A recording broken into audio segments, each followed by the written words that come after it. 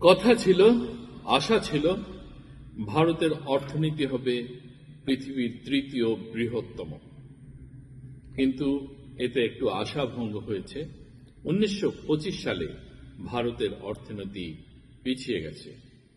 IMF যে পরিসংখ্যান দিয়েছে তাতে দেখা গেছে ভারতের অর্থনীতি মূলত 2025 সালে ষষ্ঠতম স্থানে চলে গেছে। এবার এটা নিয়ে আমরা একটু বিশ্লেষণ করি, কি কারণ, কেন এরকম হলো। 1925 সালে যে ভারতের অর্থনীতি নেমে গেল, এটার কারণটা কি, কেন এটা পিছিয়ে পড়ে গেল, কিভাবে 1927 সালে আবার এটা চতুর্থ স্থানে চলে যেতে পারে। এটা আবার চলে যেতে পারে চতুর্থ স্থানে। এটাও IMF এর রিপোর্ট যে চতুর্থ স্থানে চলে যাবে 1927 সালে। IMF এটাও রিপোর্ট করেছে 2031 সালে এটা হয়ে উঠবে পৃথিবীর তৃতীয় বৃহত্তম অর্থনীতি।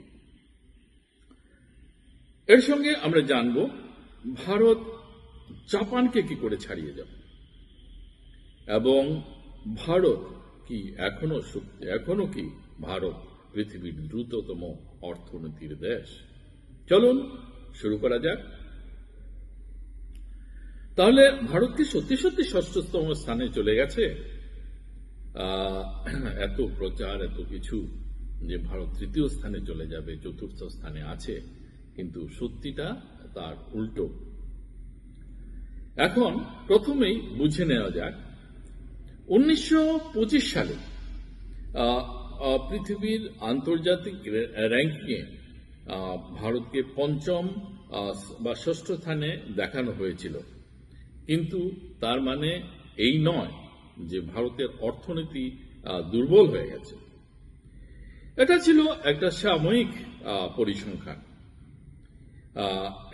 এর প্রধান কারণগুলো হলো রুপির অবমূল্যায়ন। ডলারের এগেনস্টে ডলার ভীষণভাবে স্ট্রং হয়ে গেছে, যার জন্য রুপি হয়ে গেছে দুর্বল। ডলার স্ট্রং হয়ে গেলে পৃথিবীর অন্যান্য দেশেও তাদের অর্থনীতির তাদের যে মুদ্রা আছে, সেই মুদ্রা অনেকটা দুর্বল হয়ে যায়। সেই কারণে ভারতের যে রুপি আছে তার অবমূল্যায়নের কারণে আসলে এই পতনটা হয়েছে।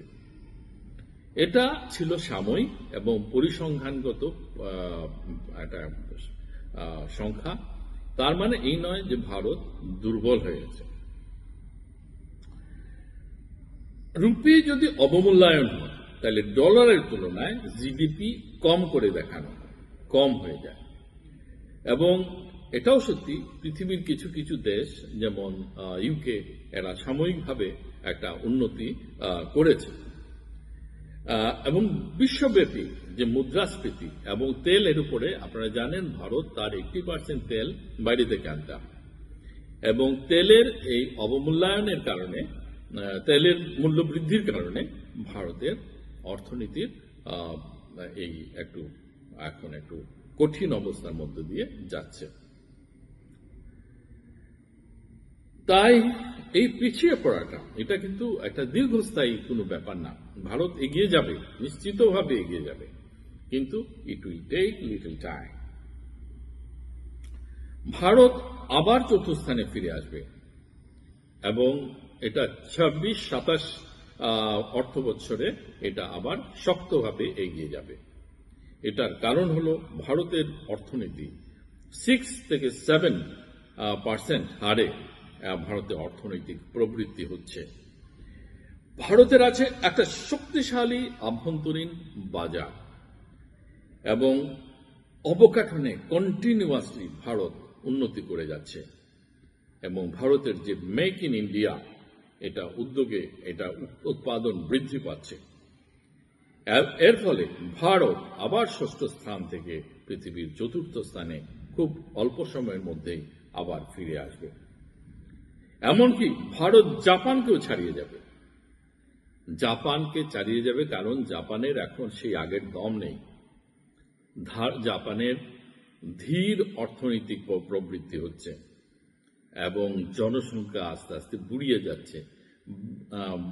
জাপানের জনসংখ্যা বৃদ্ধির হার কম, জাপানি মেয়েরে বিয়ে করছে না, জাপানি ছেলে মেয়ে বিয়ে করছে না, যার জন্য ওদের জনসংখ্যা কমে যাচ্ছে এবং তাদের অভ্যন্তরীণ চাহিদাও দিনে দিনে কমে যাচ্ছে।